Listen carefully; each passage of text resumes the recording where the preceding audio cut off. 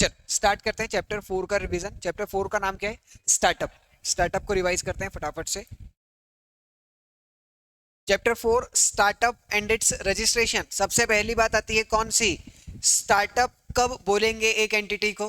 पहला, जब 10 साल तक एक एंटिटी को स्टार्टअप कंसीडर किया जा सकता है, प्रोवाइडेड वो किस फॉर्म में रजिस्टर्ड हो, कंपनी, एलएलपी या फिर रजिस्टर्ड पार्टनरशिप फर्म।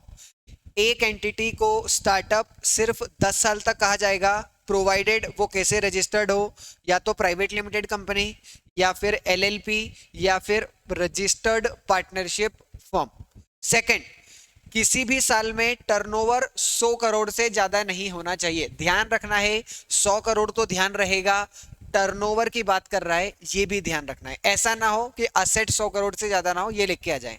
क्या लिखना है? टर्नओवर 100 करोड़ से ज्यादा नहीं होना चाहिए किसी भी साल में। Second, entity is working towards innovation, मतलब एंटिटी इनोवेशन की तरफ काम कर रही है, कुछ नया डेवलप कर रही है, या फिर एग्जिस्टिंग प्रोसेस या सर्विस को इंप्रूव कर रही है, या फिर एम्प्लॉयमेंट जनरेट कर रही है, तो हम इसको क्या बोलेंगे कि स्टार्टअप है। वापस से स्टार्टअप की डेफिनेशन किसने दी है? डीपीआईआईटी ने, department for promotion of industry and internal trade. एक एंटिटी को स्टार्टअप कब बोलेंगे? पहली बात, 10 साल तक अगर वो प्राइवेट लिमिटेड कंपनी है या फिर एलएलपी है या फिर रजिस्टर्ड पार्टनरशिप फर्म है तो। Second, turnover in any financial year should not exceed ₹100 crore. And third, entity is working towards innovation, development or improvement of product or service or in a business which is employment generation or wealth creation। ठीक, अगर कोई entity split up हुई है या फिर reconstruction हुआ है existing business का, तो उसे स्टार्टअप नहीं माना जाता है। स्प्लिटिंग का मतलब क्या? एक कंपनी थी ए बी नाम की, आपने एक कर दी ए लिमिटेड और दूसरी कर दी बी लिमिटेड। भले ही बी लिमिटेड या ए लिमिटेड ये सारे क्राइटेरिया सेटिस्फाई कर रही हो, पर फिर भी हम इसको स्टार्टअप नहीं बोलेंगे। क्यों? क्योंकि ये कैसे बनी है? स्प्लिट अप होने की वजह से बनी है। और अगर कोई भी एंटिटी स्प्लिट अप या फिर रिकंस्ट्रक्शन हो रहा है बिजनेस का, तो उसे हम क्या नहीं बोलते हैं? स्टार्टअप कंसीडर नहीं करते हैं। फिर हमने बात करी स्टार्टअप लैंडस्केप के बारे में कि इंडिया में स्टार्टअप को लेके क्या माहौल है, क्या गवर्नमेंट के प्लान्स एंड पॉलिसी है कि स्टार्टअप को कैसे देखा जाता है इंडिया में। तो भाई इसके लिए स्टार्टअप इंडिया नाम की एक पॉलिसी लॉन्च की है। किसने लॉन्च की है? प्राइम मिनिस्टर नरेंद्र मोदी ने। कब लॉन्च करी थी? 15 अगस्त 2015 के दिन। स्टार्टअप इंडिया पॉलिसी के अंदर गवर्नमेंट ने 19 एक्शन प्लान्स बनाए थे। ठीक, क्या मेन बातें स्टार्टअप इंडिया पॉलिसी की है जो हम लोगों को याद रखनी है? Highlights of startup India policy. पहली, फंड फॉर स्टार्टअप। गवर्नमेंट ने एक फंड बनाया था जिसका नाम क्या था? Fund for startup. कितने का? 10,000 करोड़ रुपए का। और ये पैसे किसके पास है? सिडबी के पास में है, small industries development bank of India. Second, government ने एक और स्टार्टअप इंडिया सीड फंड बनाया है। कितने का? 1,000 करोड़ रुपए का। थर्ड, गवर्नमेंट क्रेडिट गारंटी देती है स्टार्टअप को। इसमें याद आ रहा हो आपको शायद 500 करोड़ रुपीस पर ईयर, हमने बात भी करी थी। ऐसा करके गवर्नमेंट ने क्या बनाया है? फंड। ये फंड क्या करता है? क्रेडिट गारंटी देता है स्टार्टअप के लिए कि तुम तो स्टार्टअप को लोन दो, स्टार्टअप ने अगर पैसे नहीं भरे तो हम भरेंगे। कहां से? इस गवर्नमेंट के फंड के through.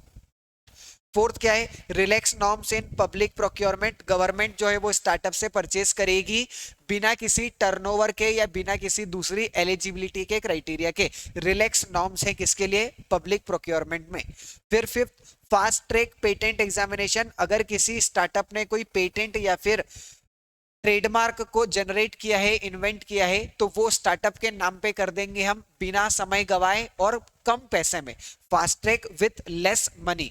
Self certification for environment and labour law. बहुत सारे इन्वायरमेंट और लेबर लॉ का कंप्लायंस करना पड़ता है, जो एक स्टार्टअप खुद से सर्टिफाई कर सकता है कि हाँ मैंने इन लॉ का कंप्लायंस कर दिया है।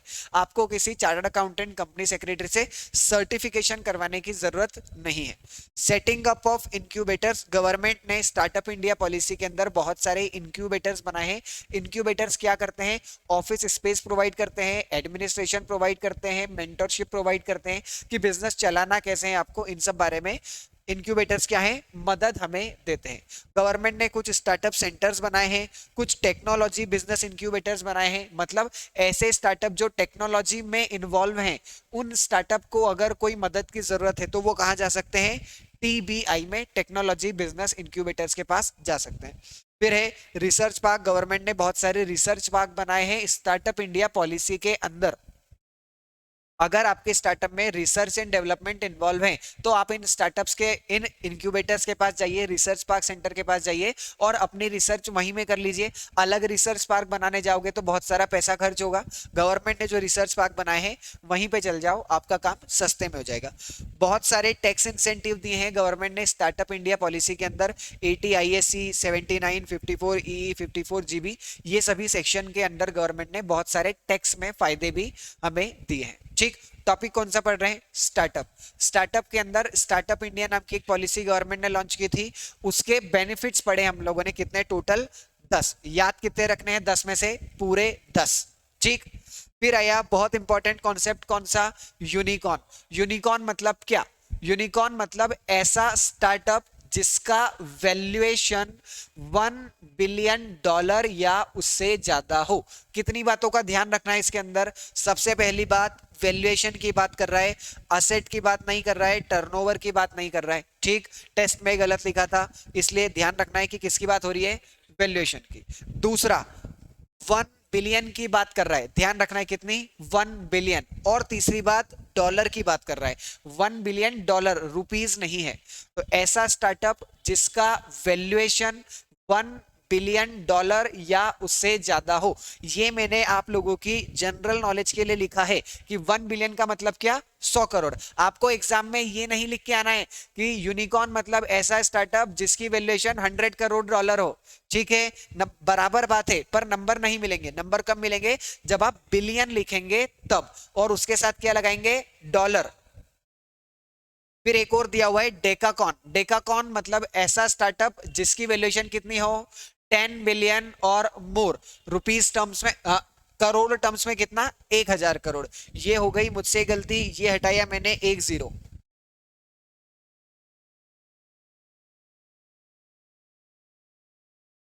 ये हट गया एक जीरो, 1000 करोड़। ठीक, मतलब कुछ भी नहीं, हमें उस 1000 करोड़ से हमें क्या ध्यान रखना है, 10 बिलियन और मोर। याद हमें 10 बिलियन भी नहीं रखना है, डेकाकॉन याद रहे तो अच्छी बात है, नहीं तो याद क्या रखना है, यूनिकॉर्न की बात हम लोगों को करनी है। ठीक, चल बताओ यूनिकॉर्न मतलब क्या।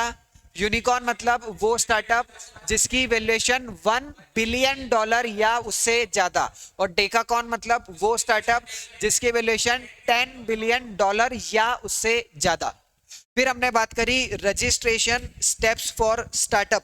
एक स्टार्टअप को रजिस्टर करना है तो उसके लिए क्या क्या करना पड़ेगा।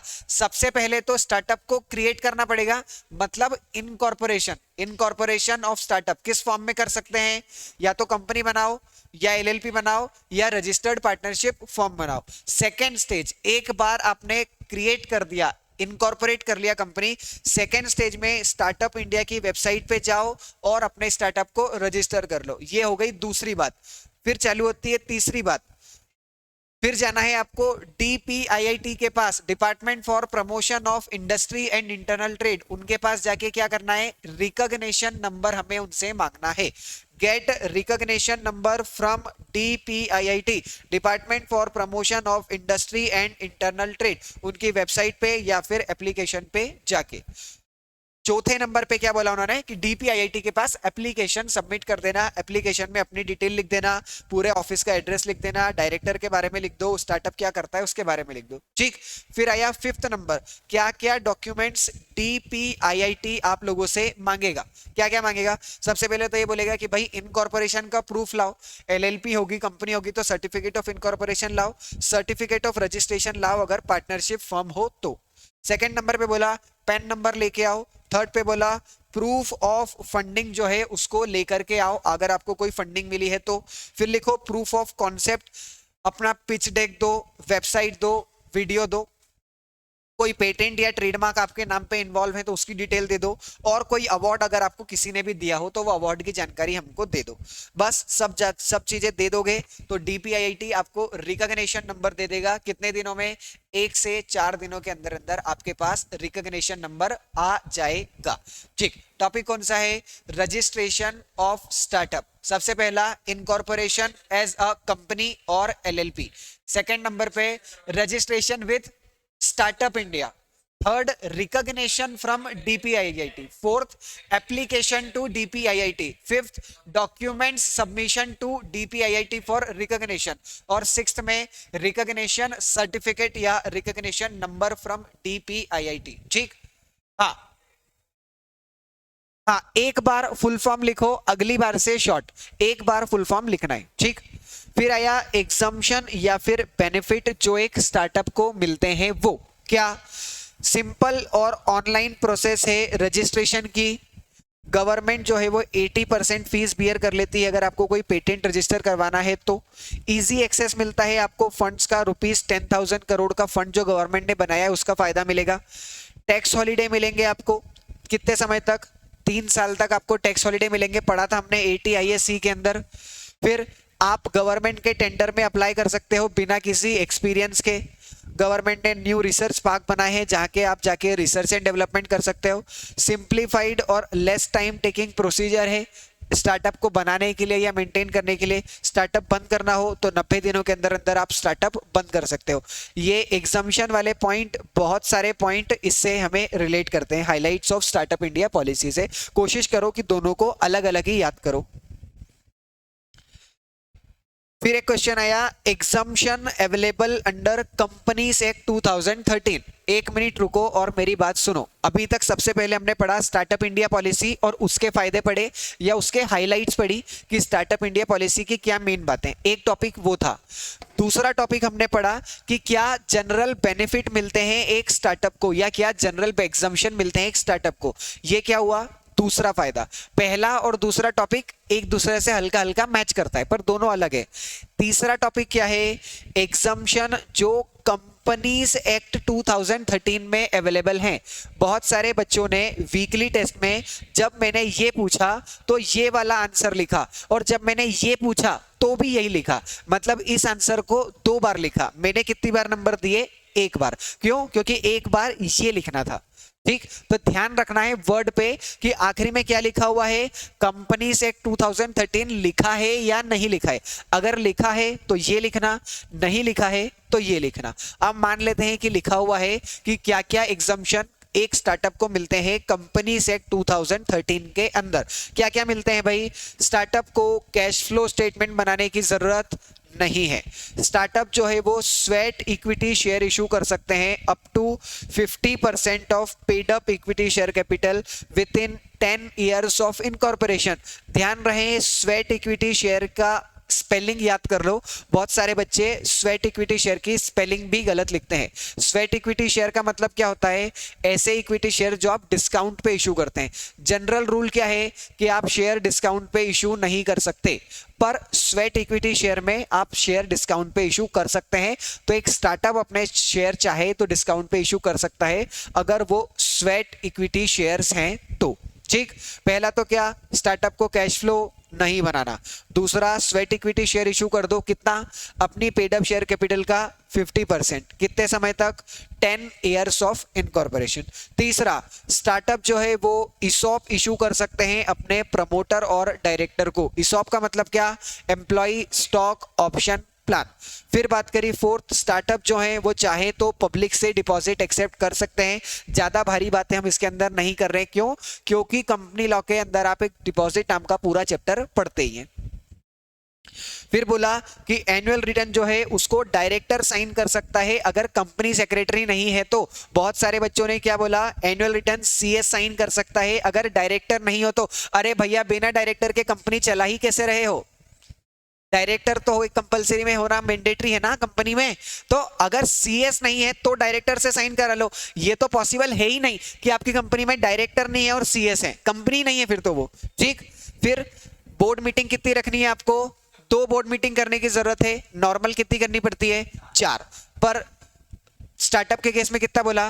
2, और वो भी 2 के बीच में एक हाफ कैलेंडर ईयर में एक होनी चाहिए, दोनों के बीच में 90 डेज का गैप होना चाहिए। ये सेम प्रोविजन सेक्शन 8 कंपनी के केस में भी हम लोग पढ़ते हैं। ठीक, फिर बोला कि स्टार्टअप के केस में पेनल्टी क्या है, कम लगेगी। 446B नाम का एक सेक्शन है, वो क्या बोलता है कि स्टार्टअप के केस में हम कम पेनल्टी लगाएंगे अगर उन्होंने कुछ गलती कर दी तो।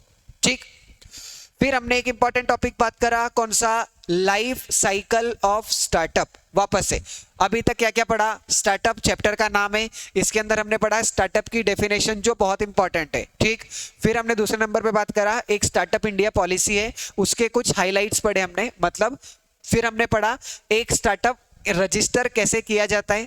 फिर एक टॉपिक पढ़ा स्टार्टअप को बनाने के क्या क्या बेनिफिट्स हैं या एग्जम्पशन है, जो किसके जैसे हैं, हाइलाइट्स ऑफ स्टार्टअप इंडिया जैसे। फिर हमने एक टॉपिक पढ़ा कि कंपनी से 2013 में क्या क्या फायदे मिलते हैं। फिर नेक्स्ट टॉपिक आया कौन सा, life cycle of startup. Life cycle का मतलब क्या, जीवन चक्र, एक लाइफ साइकिल का जीवन कैसे चलेगा। सबसे पहले हमने क्या बोला कि लाइफ साइकिल स्टार्टअप की 4 स्टेज में होती है, 1 2 3 4। सबसे पहले क्या होता है, आइडिएशन और डेवलपमेंट। सबसे पहले आपके दिमाग में एक स्टार्टअप चालू करने का आइडिया आता है। सेकंड नंबर पे क्या होता है, वैलिडेशन। वैलिडेशन का मतलब क्या, कंफर्मेशन, जो आइडिया आपको आया है वो आइडिया इंप्लीमेंट भी हो सकता है कि नहीं हो सकता है, इसको कंफर्म करते हैं। थर्ड में क्या होता है, अर्ली ट्रैक्शन।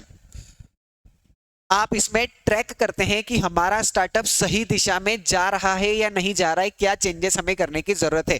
और फोर्थ में क्या होती है, ग्रोथ या फिर एग्जिट। अगर आपका स्टार्टअप अच्छा चल रहा होगा तो आपका स्टार्टअप ग्रो करेगा, अदरवाइज क्या होगा, आपका स्टार्टअप बंद हो जाएगा। ठीक, अब ये हमने बात कर ली, ऐसे ही अब हम इसको डिटेल में पढ़ लेते हैं। पहली स्टेज कौन सी, आइडिएशन और डेवलपमेंट। ब्रेनस्टॉर्मिंग मतलब दिमाग चलाना, जो आप नहीं चलाते हैं, ब्रेनस्टॉर्मिंग।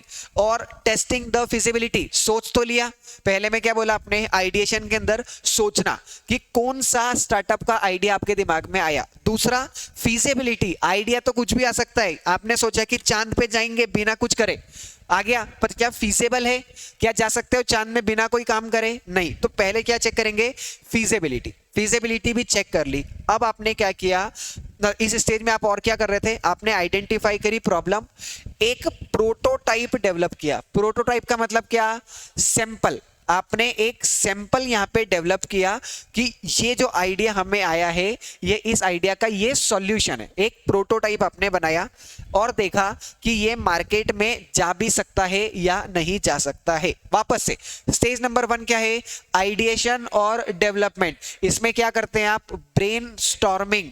ब्रेन स्टॉर्मिंग मतलब सोचते हैं और चेक करते हैं फीजेबिलिटी। फीजेबिलिटी मतलब वर्केबिलिटी, आपका स्टार्टअप का आइडिया वर्क कर सकता है या नहीं कर सकता है। इस स्टेज के अंदर आप प्रॉब्लम आइडेंटिफाई करेंगे, सॉल्यूशन आइडेंटिफाई करेंगे और एक प्रोटोटाइप बनाएंगे। प्रोटोटाइप मतलब छोटा सा सॉल्यूशन सही में बना के देखेंगे, सैंपल बना के देखेंगे। ठीक, फिर आई कौन सी स्टेज, सेकंड स्टेज का नाम क्या है, वैलिडेशन। जो प्रोटोटाइप आपने बनाया था उस प्रोटोटाइप को अब आप क्या करेंगे, कस्टमर को देंगे। पर ये कस्टमर का मतलब कौन सा कस्टमर है, टारगेट कस्टमर नहीं, इंटरनल कस्टमर। मान लो एक कंपनी ने प्रोटोटाइप बनाया, अब उस कंपनी के सभी एम्प्लॉइज को आप वो प्रोटोटाइप दे देंगे कि इसको टेस्ट करो। वैसे तो कंपनी ने क्या प्रोडक्ट कंपनी वाले लोगों के लिए बनाया है क्या, नहीं, मार्केट में देना है उसको। पर इस स्टेज में मार्केट में नहीं देंगे, अभी हम क्या रखेंगे, कंपनी के इंटरनली मैनेजमेंट को देंगे और बोलेंगे कि तुम इस प्रोडक्ट को यूज करो और हमें बताओ, फीडबैक दो कि क्या क्या चीजें इंप्रूव करने की जरूरत है। Confirming value proposition through customer feedback. पर यहां कस्टमर का मतलब क्या है, internal management. This stage is about validating. Validate का मतलब क्या होता है, कंफर्म करना अबाउट द प्रोडक्ट्स पोटेंशियल और एक्सेप्टेंस इन रियल वर्ल्ड। हो सकता है आपको तो ऐसा लग रहा था कि मैं तो दुनिया की बहुत बड़ी प्रॉब्लम सॉल्व कर रहा हूं, पर जब बना के आपने एम्प्लॉय को दिया तो उसने बोला कि सर 20 रुपए देंगे तो ये काम हो जाएगा, क्या मेहनत करनी थी। तो आपको पता चलेगा कि अच्छा मार्केट में तो लोग इस प्रोडक्ट को एक्सेप्ट ही नहीं कर रहे, आप मेहनत उसके पीछे इतनी कर रहे हो और सामने वाला बोल रहा है सर कि ये 2 अरेंजमेंट करेंगे और हमारा काम बिल्कुल आसानी से हो जाएगा बिना इस प्रोडक्ट के ही। तो क्या मार्केट में एक्सेप्टेंस भी है आपके प्रोडक्ट के लिए या नहीं। ठीक, एंटरप्रेन्योर जो है वो फीडबैक गैदर करता है कहां से, अर्ली यूजर से। अर्ली यूजर मतलब कौन से, इंटरनल मैनेजमेंट के जो यूजर्स हैं उनसे। फिर आया स्टेज नंबर 3। स्टेज नंबर 3 क्या है? Early traction. ट्रैक्शन को आप इतना ही पढ़ो सिर्फ, अर्ली ट्रैक मतलब आप आपके प्रोडक्ट को क्या करेंगे? अर्ली ट्रैकिंग करेंगे उसके। स्टेज नंबर 2 में हम कहां तक आ गए थे? हमने हमारा प्रोडक्ट इंटरनली बांट दिया था कंपनी को। अब हमने हमारा प्रोडक्ट टारगेट कस्टमर को दे दिया है जिनके लिए बनाया था। जैसे कि चैट जीपीटी बना, पहले चैट जीपीटी बनाने वाली ओपन एआई कंपनी ने यूज किया, बाद में क्या बोला? अपने को दे दिया कि अब कस्टमर जो है वो यूज करेंगे। जब हम उसको यूज करते हैं तो वो हमारा फीडबैक गैदर करता है और अपने आप को इंप्रूव करता है। आप लोग देखेंगे कि आज से 2 साल पहले जब चैट जीपीटी चलाते थे या 1 साल पहले जब चैट जीपीटी चलाते थे तो वो गलती करता था, पर आज वो गलती नहीं करता है। क्यों? क्योंकि उसने अपनी गलतियों से क्या किया है? सीखा है, हमसे फीडबैक लिया और फिर उस चीज को सही किया। In this stage product is tested with target customer. जिनके लिए प्रोडक्ट बनाया था उन्हें वो प्रोडक्ट दे दिया, मार्केट में ऑफर कर दिया और एनालाइज किया मार्केट में फीडबैक कि अब एक्चुअल कस्टमर हमारे प्रोडक्ट के बारे में क्या बोल रहे हैं। इंटरनली तो चेक कर लिया था, अब एक्चुअल कस्टमर से हमने फीडबैक पूछा।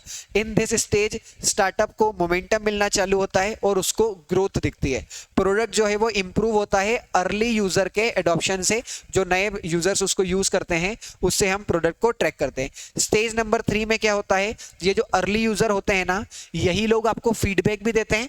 तो जब रियल कस्टमर से, टारगेट कस्टमर से फीडबैक मिलता है और उस फीडबैक को आप इनकॉर्पोरेट करते हैं अपने प्रोडक्ट में, तो उसको क्या बोलते हैं? पाइवेटिंग।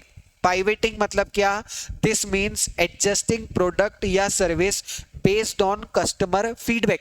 जो कस्टमर ने फीडबैक दिया है उस फीडबैक के हिसाब से आप आपके प्रोडक्ट या सर्विस को एडजस्ट कर रहे हैं और मॉडिफाई कर रहे हैं। ठीक, कहां तक आ गए?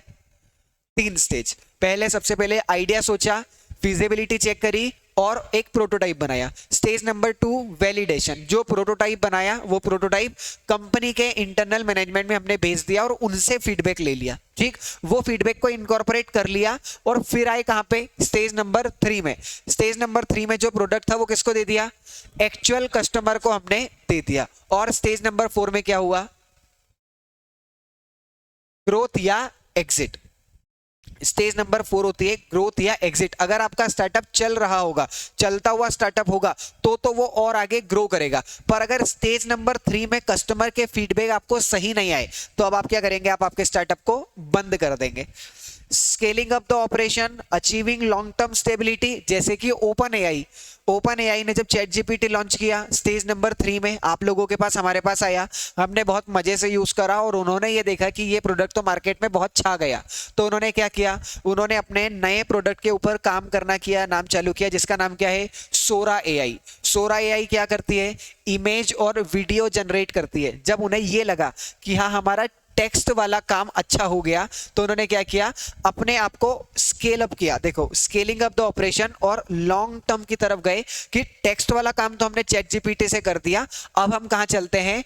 वीडियो और इमेजेस के ऊपर। जो इसके लिए उन्होंने सोरा एआई नाम का एक नया सॉफ्टवेयर बनाना चालू किया और अब वो भी बनके कंप्लीट हो गया है। अब वो भी कहां आ गया है? स्टेज नंबर 3 के ऊपर है at present Sora AI.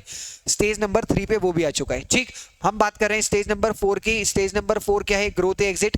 Startup चल रहा होगा तो स्केल अप होगा, नहीं तो मार्केट से बाहर हो जाएगा, आपका स्टार्टअप बंद करना पड़ेगा। एक बार प्रोडक्ट फिट अचीव हो गया तो फोकस कहां चला जाता है कि अब अपने ऑपरेशन को कैसे बढ़ाए। आपने पहले ये चेक कर लिया कि हाँ भाई हमारा प्रोडक्ट तो क्या है ना कि बढ़िया मार्केट में जम रहा है, तो अब प्रोडक्ट के ऊपर इतना ध्यान मत दो, अब ध्यान दो कि आपके प्रोडक्ट कैसे और स्केल अप हो सकता है, ज्यादा लोगों तक आप कैसे पहुंचा सकते हैं। प्रोडक्ट तो आपने बना लिया, अब उसमें छोटे मोटे चेंजेस करते रहो फीडबैक से, पर अपना फोकस कहां शिफ्ट कर दो? अब आप फोकस शिफ्ट कर दो स्केल अप, कैसे आप आपके प्रोडक्ट को और ऊपर ले जा सकते हैं। ठीक, फिर आई एक पार्ट हमारा इस चैप्टर का खत्म हो गया, मेजर। कौन सा? स्टार्टअप की जो ब्रीफिंग थी या कुछ कॉन्सेप्चुअल टॉक थे स्टार्टअप के, वो हमने बात कर ली। अब बात करेंगे स्टार्टअप को पैसा कहां से मिलता है। पैसा कितने तरीके से मिलता है? 2 तरीके से। एक होता है इक्विटी और दूसरा कौन सा होता है? Debt financing. इक्विटी फाइनेंसिंग के अंदर क्या होता है कि आप पैसा कैसे रेज करते हो? अपनी ओनरशिप बेच के, मतलब अपने इक्विटी शेयर बेच के। सामने वाला आपके इक्विटी शेयर खरीदेगा और आपको पैसा देगा, तो उसको क्या बोलते हैं? Equity financing. और सामने वाले ने आपको लोन दिया है, इक्विटी शेयर्स नहीं खरीदे, लोन दिया है जो आपको कुछ समय बाद पे करना पड़ेगा इंटरेस्ट के साथ, तो उसको क्या बोलते हैं? Debt financing. इक्विटी फाइनेंसिंग 5 तरह की होती है और डेट फाइनेंसिंग 3 तरह की होती है। Venture capitalist, angel investor, bridge round, series funding, IPO. और डेट के अंदर लोन फ्रॉम बैंक या एनबीएफसी, एक्सटर्नल कमर्शियल बोरोविंग या फिर सीजीटीएमएससी, जिसके बारे में हम चैप्टर नंबर 5 में पढ़ते हैं एमएसएमई में। ठीक, पढ़ते हैं एक एक करके फटाफट। इक्विटी फाइनेंसिंग, इक्विटी फाइनेंसिंग पढ़ रहे हैं, ध्यान रखना इस बात को दिमाग में अभी याद रखना कि इक्विटी फाइनेंसिंग का मतलब सामने वाला आपकी कंपनी के इक्विटी शेयर्स खरीदेगा और उसके बदले में आपको पैसे देगा। फाइनेंसिंग का मतलब पैसे देना, इक्विटी फाइनेंसिंग मतलब इक्विटी शेयर्स के बदले पैसे देना। वेंचर कैपिटलिस्ट और प्राइवेट इक्विटी, ये वो प्रोफेशनल फर्म्स होती है जो स्टार्टअप में इन्वेस्ट करती है। ये इनका काम ही क्या होता है, स्टार्टअप्स में या फिर इन्वेस्टमेंट करना दूसरी कंपनीज के अंदर। Professional firms providing significant investment. किस फॉर्म में पैसा देते हैं ये, या तो इक्विटी शेयर खरीद लेंगे या फिर प्रेफरेंस शेयर खरीदेंगे कन्वर्टिबल। ऐसे प्रेफरेंस शेयर जो 4 साल बाद इक्विटी शेयर्स में कन्वर्ट हो जाएंगे, या ऐसे डिबेंचर्स जो 3 साल बाद इक्विटी में कन्वर्ट हो जाएंगे। ये 4 और 3 एग्जांपल लिया है मैंने।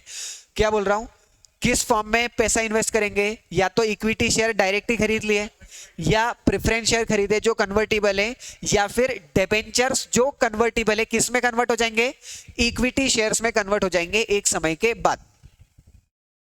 सेकेंड, एक प्रोसेस दी हुई है अपने को कि वेंचर कैपिटलिस्ट जो है वो किस तरीके से पैसे इन्वेस्ट करते हैं। पहला, एक टर्म शीट प्रिपेयर होती है। टर्म शीट के अंदर लिखा हुआ होता है कि क्या क्या टर्म्स एंड कंडीशन होंगे इन्वेस्टमेंट के, और लिखा होगा वैल्यूएशन से रिलेटेड बातें।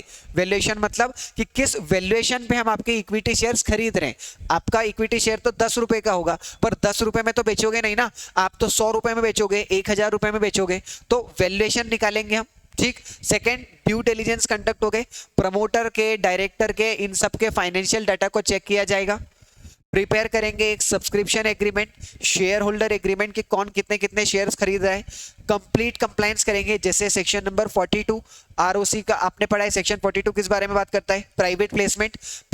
अभी आपने क्या बात करी, स्टार्टअप कैसा होता है, प्राइवेट लिमिटेड कंपनी होती है। प्राइवेट लिमिटेड कंपनी 2 क्लॉज 82 क्या बात, 2 क्लॉज 68 क्या बात करता है कि प्राइवेट कंपनी हर किसी को ऐसे ही शेयर इशू नहीं कर सकती है। शेयर इशू करना हो तो कब कर सकते हो, 42 प्राइवेट प्लेसमेंट के थ्रू। तो प्राइवेट प्लेसमेंट के जो भी कंप्लायंसेस है वो भी कंप्लीट करने पड़ेंगे। वापस से आते हैं टॉपिक के ऊपर। टॉपिक कौन सा है, financing, types of financing, equity finance, debt finance. बात कर रहे हैं इक्विटी फाइनेंस। इक्विटी फाइनेंस मतलब वो फाइनेंस जिसमें आप आपके इक्विटी शेयर्स बेच के पैसा लोगे। इसके अंदर पहला, वेंचर कैपिटलिस्ट या प्राइवेट इक्विटी फर्म। ये क्या होती है, प्रोफेशनल फर्म्स होती है जो सिग्निफिकेंट इन्वेस्टमेंट प्रोवाइड करती है।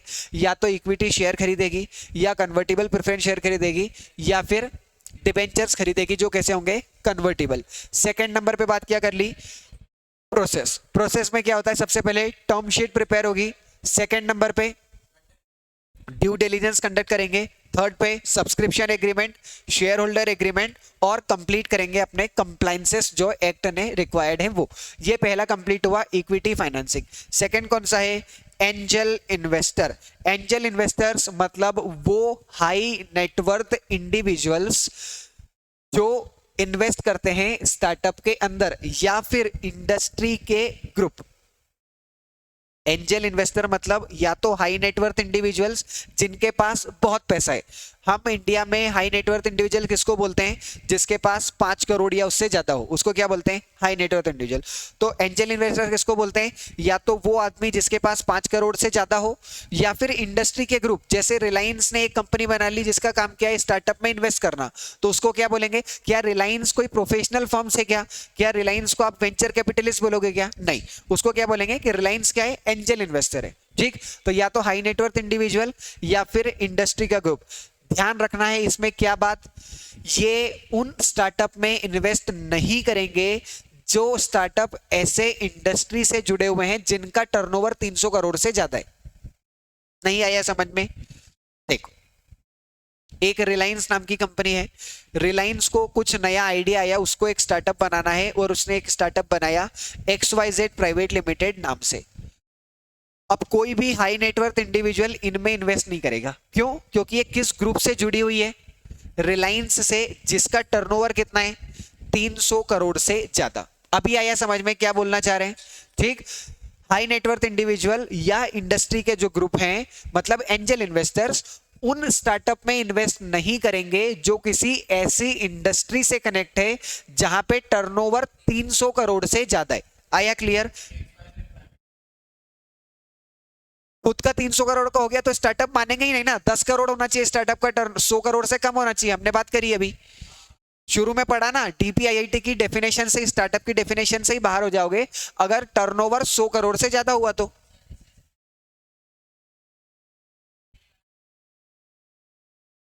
हाँ, रिलायंस इंडस्ट्री का जो टर्नओवर है, इंडस्ट्री का जो टर्नओवर है वो 300 करोड़ से ज्यादा है, नहीं होना चाहिए। ठीक, जनरली ये कितना पैसा इन्वेस्ट करते हैं? 25 लाख से लेके 10 करोड़ के बीच में, और लगभग 1 साल तक के लिए तो पैसा इन्वेस्ट करते ही हैं, इस बात का ध्यान रखना है। ये जो रेस्ट्रिक्शन दी हुई है, ये वाली, ये वाली, ये वाली, ये सेबी की तरफ से लगाई हुई है। ठीक है, ध्यान रखना है। सेबी की रेगुलेशन आई थी 2014 में, उसके अंदर इसके बारे में बात की थी उन्होंने। फिर आया टॉपिक इक्विटी फाइनेंस। पहला वेंचर कैपिटलिस्ट या private equity firm, second angel investor, और थर्ड क्या है? Bridge round. ब्रिज राउंड के अंदर ए बी सी ऐसे करके सीरीज होती है जिसके अंदर इन्वेस्टर जो है वो स्टार्टअप के अंदर इन्वेस्ट करते हैं। जनरली कितना पैसा इन्वेस्ट करते हैं ये लोग? ना ना ना, ब्रिज राउंड गलत बता दिया, सीरीज फंडिंग बता दी, ब्रिज की जगह सीरीज ही पढ़ लो पहले। सीरीज फंडिंग मतलब सीरीज ए हो गई, सीरीज बी हो गई, सीरीज सी हो गई। इसके अंदर क्या होता है, जो इन्वेस्टर्स होते हैं वो स्टार्टअप के अंदर पैसा करते हैं, और जनरली ब्रिज राउंड के अंदर फंडिंग का अमाउंट कैसा होता है? बड़ा होता है। जैसे कि $2 मिलियन या $10 मिलियन। 1 मिलियन मतलब कितना? 10 लाख। 2 मिलियन मतलब कितना? 20 लाख। 20 लाख डॉलर, 20 लाख को मल्टीप्लाई कैसे करोगे? 80 से। सोचो कितना बड़ा अमाउंट आया। तो इतना अमाउंट कब आता है? सीरीज फंडिंग में। सीरीज ए में आया मान लो 2 मिलियन, सीरीज बी में आया 4 मिलियन, सीरीज सी में आया 6 मिलियन। ठीक, तो इसको क्या बोलते हैं? सीरीज राउंड की फंडिंग। अब मान लो आपको 1 मिलियन पैसे की जरूरत है सी के बाद, सीरीज सी की फंडिंग हो गई और अब 1 मिलियन की जरूरत है। तो अब 1 मिलियन आप लाओगे तो इसको सीरीज डी नहीं बोलेंगे। क्यों? क्योंकि पैसा पिछली सीरीज से कम है। तो हम इसको क्या बोलेंगे कि अगर ये जो 1 मिलियन आपको चाहिए, ये 1 मिलियन लेने के लिए आप ब्रिज बनाओगे, जिसको क्या बोलते हैं? Bridge round. फॉर्म ऑफ, ये देखो एफ आई आई फिल्स, ये एफ आई आई में ही पढ़ता हूं तो तुम तो पढ़ते ही होंगे यार। फिल्स, ठीक। इसके अंदर क्या लिखा है? फिल करता है funding gap between major rounds. जैसे राउंड था series A, series B, series D, अब आपको सी सीरीज डी में जितना पैसा आया था उससे कम पैसा चाहिए, तो आप क्या करोगे? ब्रिज राउंड से फंडिंग उठा लोगे। किस फॉर्म में होता है ये? कन्वर्टिबल डिबेंचर्स के फॉर्म में ये आपके इसमें इन्वेस्ट करते हैं। रैपिड ग्रोथ आपको चाहिए, या फिर मान लो आप क्या आईपीओ के प्रिपरेशन कर रहे हो और उसके लिए आपको पैसे की जरूरत है, तो आप क्या करोगे? ब्रिज राउंड से पैसे उठा लोगे।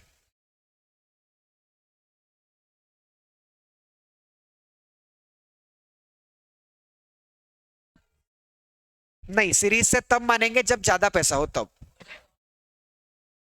तो वो ब्रिज राउंड में आ जाएगा। बिल्कुल, तो वो कहां जाएगा? ब्रिज राउंड के अंदर।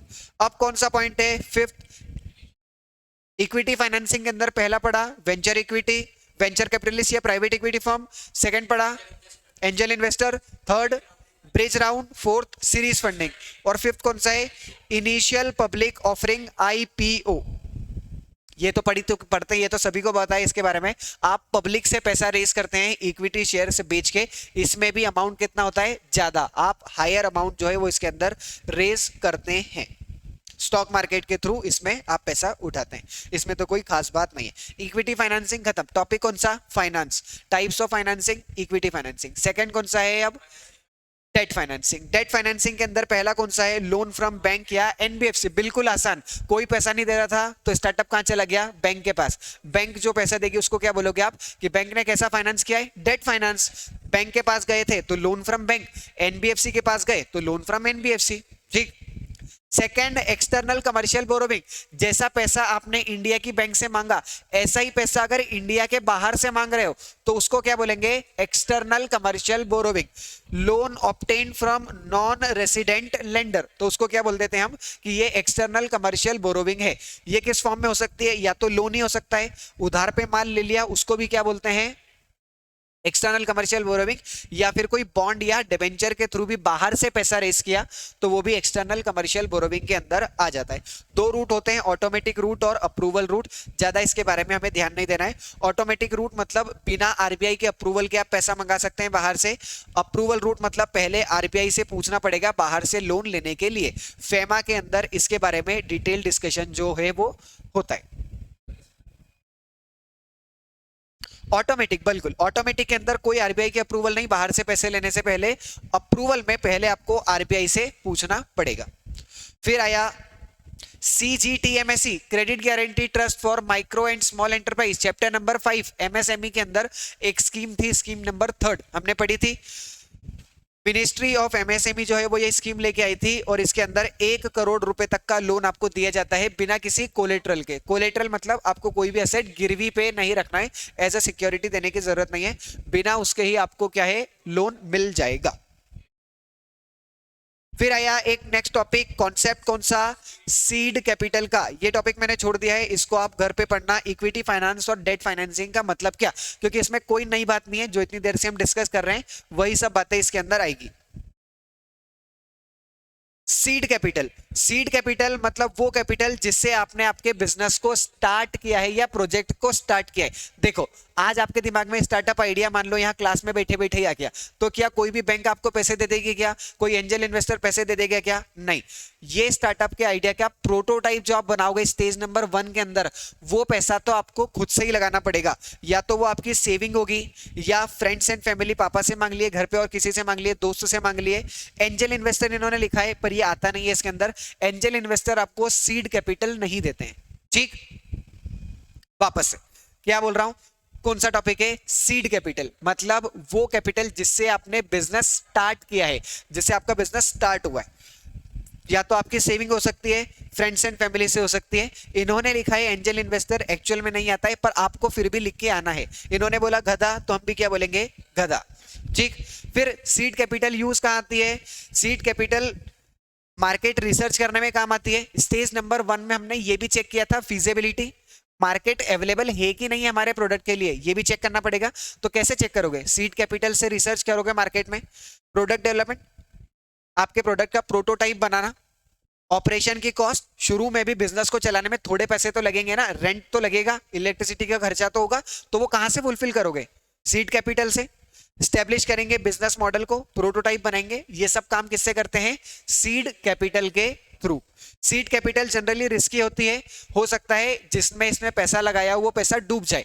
जैसे कि फ्रेंड्स एंड फैमिली, इनको भरोसा थोड़ी रहता है कि आप लोग ये पैसा वापस दे देंगे, हो सकता है ये पैसा आप लोग डुबो दे, ठीक। क्यों, क्योंकि सीड कैपिटल में क्या कर रहे हैं आप, प्रोटोटाइप बना रहे हैं, अपने आइडिया को वैलिडेट कर रहे हैं। अभी हमारा आइडिया कोई सक्सेसफुल थोड़ी हुआ है, हो सकता है जो पैसा लगाया हुआ है ये डूब जाए।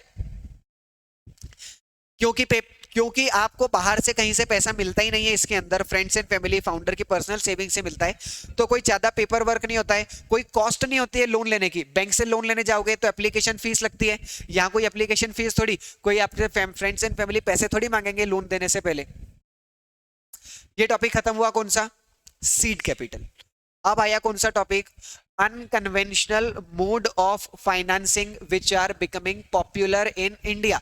मतलब ऐसे मोड ऑफ फाइनेंस जो इंडिया में पॉपुलर हो रहे हैं, जो अनकन्वेंशनल है। अनकन्वेंशनल मतलब ट्रेडिशनल नहीं है। ट्रेडिशनल मोड ऑफ फाइनेंस तो अभी हमने पढ़ लिए, लोन ले लिया बैंक से, एनबीएफसी से, एक्सटर्नल कमर्शियल बोरोइंग हो गई, वेंचर कैपिटलिस्ट से पैसा ले लिया, एंजल इन्वेस्टर से ले लिया, ये सब तो क्या है, ट्रेडिशनल कन्वेंशनल फॉर्म है। अनकन्वेंशनल फॉर्म कौन से, पहला क्राउड फंडिंग। क्राउड का मतलब क्या, भीड़, जनता।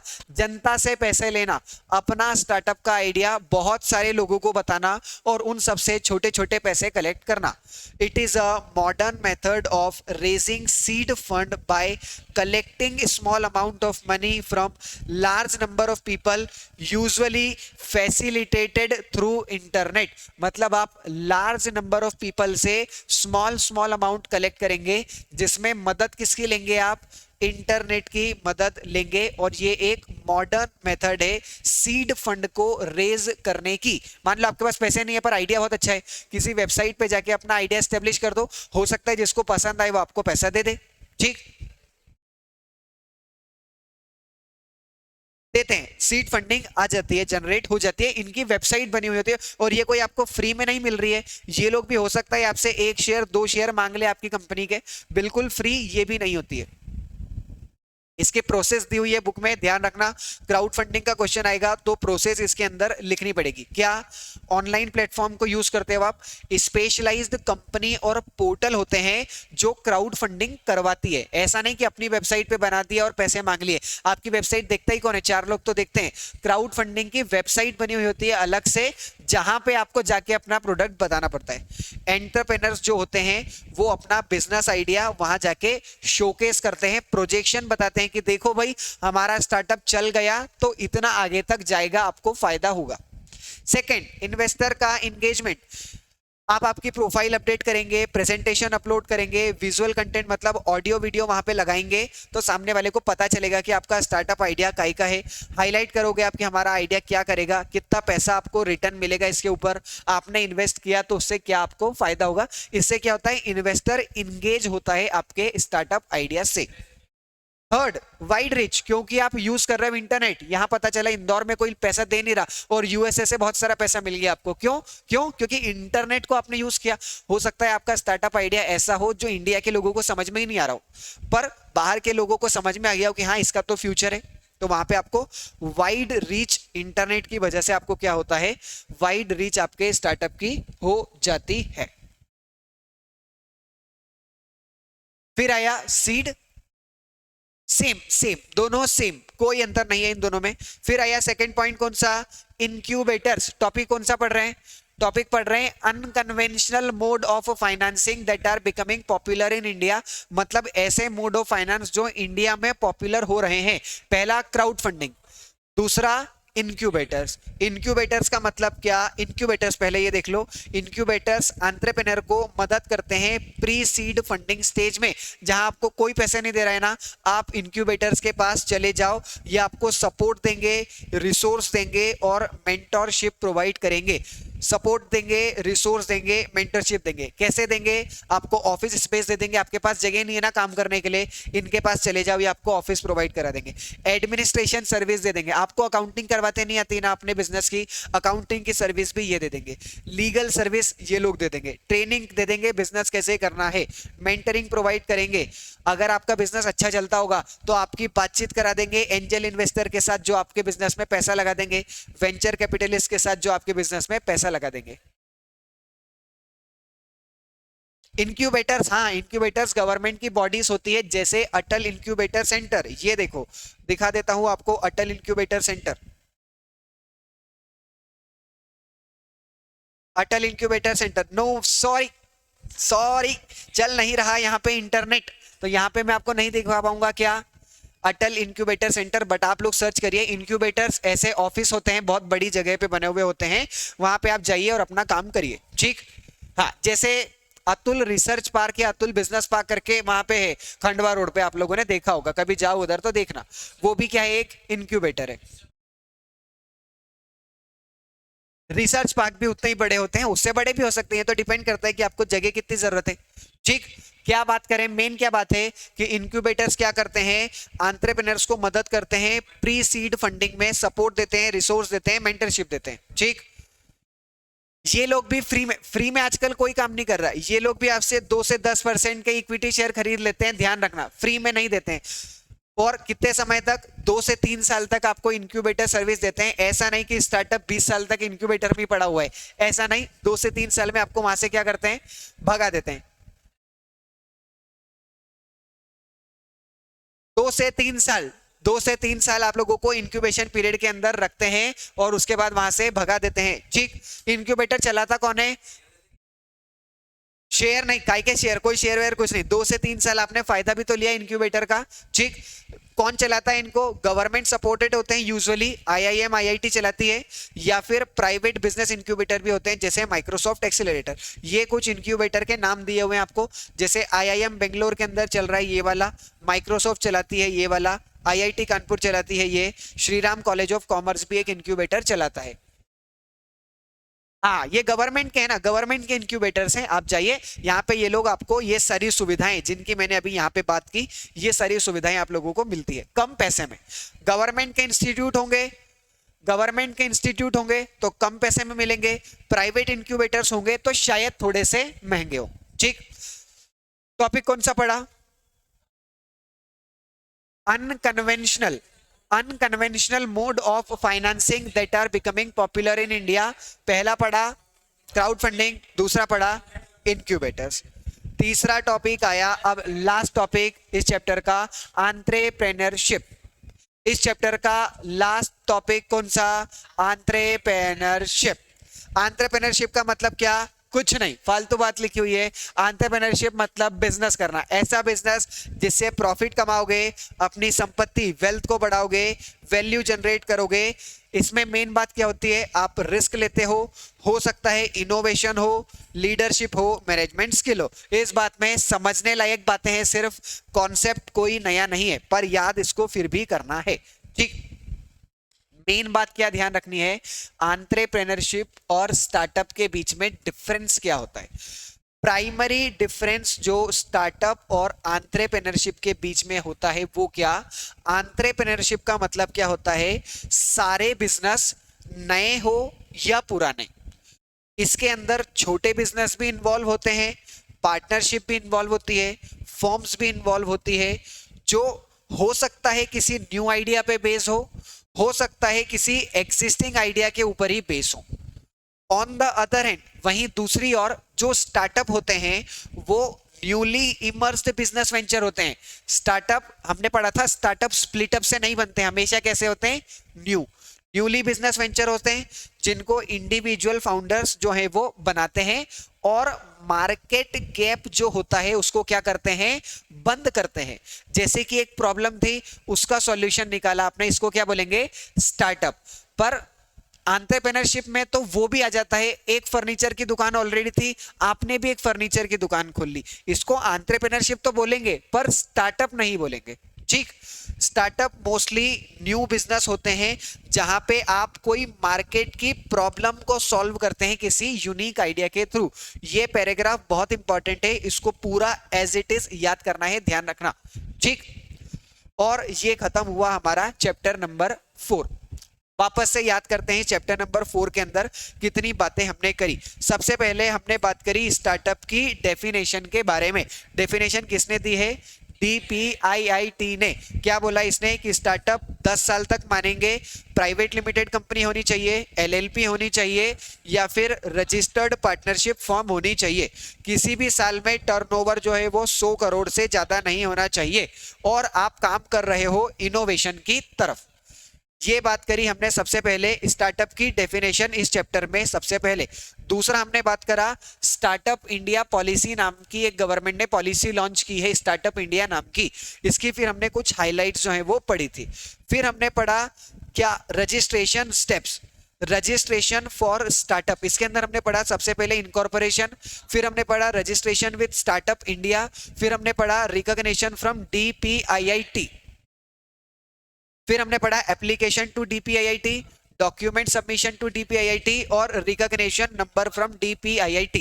फिर हमने बात करी नेक्स्ट कौन सी? बेनिफिट या फिर एग्जम्पशन जो स्टार्टअप को मिलते हैं। ये कैसे एग्जम्पशन या बेनिफिट हैं? इनके जैसे जो स्टार्टअप इंडिया के हाइलाइट्स पढ़े थे लगभग वैसे वैसे हैं। फिर हमने एक टॉपिक पढ़ा था क्या क्या बेनिफिट्स मिलते हैं कंपनीज एक्ट 2013 के अंदर। ध्यान रखना है इस टॉपिक को इस टॉपिक से मिलाना नहीं है। ठीक, ये पढ़ने के बाद हम कहां चले गए? लाइफ साइकिल ऑफ स्टार्टअप के अंदर। लाइफ साइकिल ऑफ स्टार्टअप के अंदर हमने पढ़ी 4 stage, ideation and development, validation, तीसरा हमने पढ़ा अर्ली ट्रैक्शन, और चौथा पढ़ा ग्रोथ या exit. Life cycle of startup जब खत्म हुआ तो हमने पढ़ा टाइप्स ऑफ फाइनेंसिंग के बारे में। टाइप्स ऑफ फाइनेंसिंग हमने पढ़े 2 तरह के, इक्विटी और डेट। इक्विटी के अंदर पढ़ी 5 बातें। पहली बात वेंचर कैपिटलिस्ट या प्राइवेट इक्विटी फर्म, सेकंड हमने पढ़ा एंजल इन्वेस्टर, थर्ड हमने पढ़ा ब्रिज राउंड, सीरीज फंडिंग, और लास्ट में पढ़ा IPO। डेट फाइनेंसिंग के अंदर 3 बातें पढ़ी। पहली लोन फ्रॉम बैंक या NBFC, एक्सटर्नल कमर्शियल बोरोविंग, या फिर हमने थर्ड में पढ़ा लास्ट में CGTMSE credit guarantee trust for micro and small enterprises. जब टाइप्स ऑफ फाइनेंसिंग हमने खत्म करा तो हमने बात करी एक सीड फंडिंग या सीड कैपिटल के बारे में थोड़ा सा डिस्कशन किया। फिर ये जब टॉपिक खत्म हुआ तो हमने पढ़ा unconventional mode of financing that are becoming popular in India. हमने पढ़ी पहली क्राउड फंडिंग और दूसरा पढ़ा हमने इनक्यूबेटर। जब ये दोनों बातें खत्म हुई तो हम गए लास्ट में एंटरप्रेन्योरशिप। एंटरप्रेन्योरशिप क्या होता है पहले वो पढ़ा, और फिर हमने एक इंपॉर्टेंट टॉपिक पढ़ा कि दोनों के बीच में डिफरेंस क्या होता है, और इसी के साथ हमारा ये वाला जो चैप्टर है ये खत्म हो गया। ठीक, 2 मिनट और लगाएंगे और इस चैप्टर के क्या क्या क्वेश्चंस एग्जाम में आए हुए हैं उन क्वेश्चंस को एक बार हम देख लेते हैं।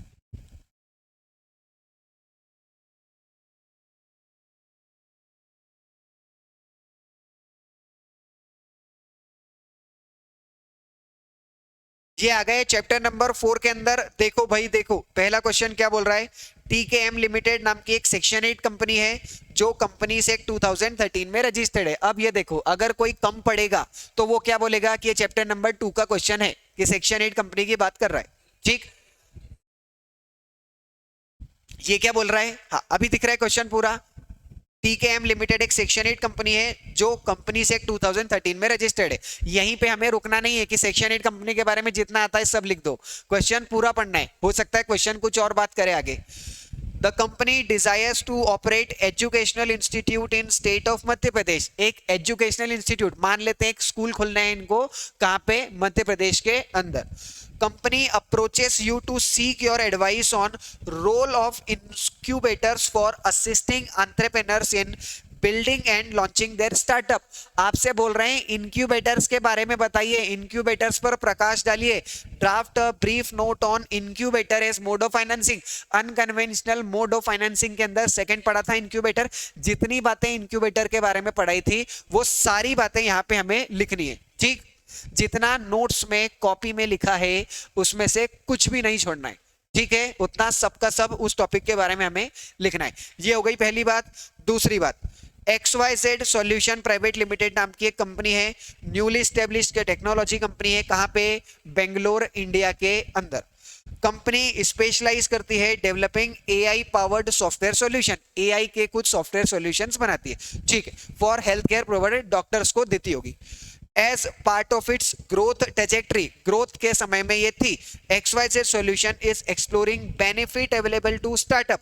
क्या क्या बेनिफिट एक स्टार्टअप को मिलते हैं स्टार्टअप इंडिया प्रोग्राम के अंदर। तो कौन सी बात लिखोगे, स्टार्टअप इंडिया की हाइलाइट्स जो पड़ी थी वो सारी बातें यहां पे लिख देना।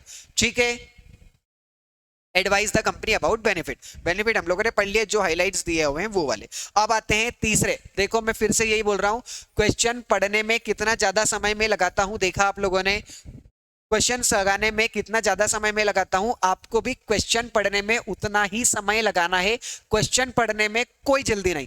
एक आंसर लिखना छूट गया कोई बात नहीं, जितने लिखे उतने सही लिखना है। बहुत सारे बच्चे मैं तुमको बताऊंगा इस क्वेश्चन के अंदर सेक्शन 8 कंपनी के बारे में लिख के आएंगे। क्यों, क्योंकि जल्दीबाजी में क्वेश्चन पढ़ रहे हैं। हमें ऐसा नहीं करना है, क्वेश्चन को बहुत आराम से पढ़ना है। अब आते हैं क्वेश्चन नंबर 3 के अंदर। While every startup has its unique journey to become a unicorn. हर स्टार्टअप की अलग जर्नी होती है यूनिकॉर्न बनने के लिए। Minimum and maximum time taken by startup to become a unicorn are 6 month and 26। कोई स्टार्टअप 6 महीने में यूनिकॉर्न बन जाता है, कोई स्टार्टअप 26 साल में बनता है रिस्पेक्टिवली। कोई 26 में बन रहा है, कोई 6 महीने में बन रहा है। In light of above statement, ऊपर की बात को ध्यान में रखते हुए, define the term unicorn. Unicorn क्या होता है बताओ। Is startup different from entrepreneurship. ठीक, इस क्वेश्चन में कितनी बातें पूछी उसने, तो ये ध्यान रखना है। पहला उसने ये पूछा कि यूनिकॉर्न मतलब क्या, और दूसरे में पूछा कि एंटरप्रेन्योरशिप और स्टार्टअप में क्या डिफरेंस होता है। दो बातें लिख दो। यूनिकॉर्न मतलब वो जिसकी वैल्यूएशन $1 बिलियन या उससे ज्यादा हो। टाइम से कोई लेने देना नहीं, हमें 6 महीने लगे या 26 साल, डजंट मैटर। हमें क्या देखना है, वैल्यूएशन $1 बिलियन या उससे ज्यादा।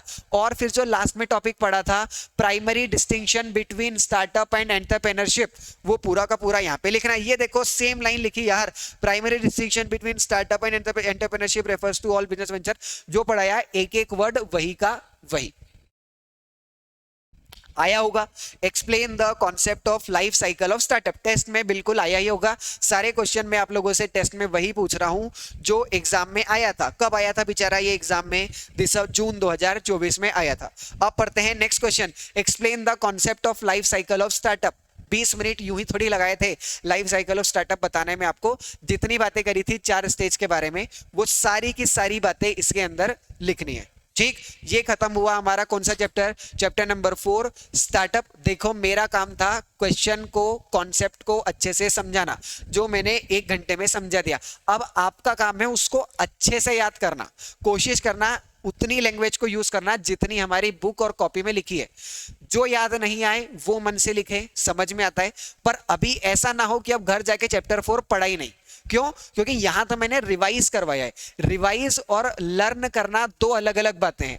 याद करना सेकंड पार्ट है। पहला काम क्या था? समझना। समझा क्लास में भी था, आज भी। अब क्या करना है? याद। ऐसा ना हो कि सिर्फ इसी के बेसिस पे टेस्ट देने के लिए चले गए। ठीक, मिलते हैं अगली बार।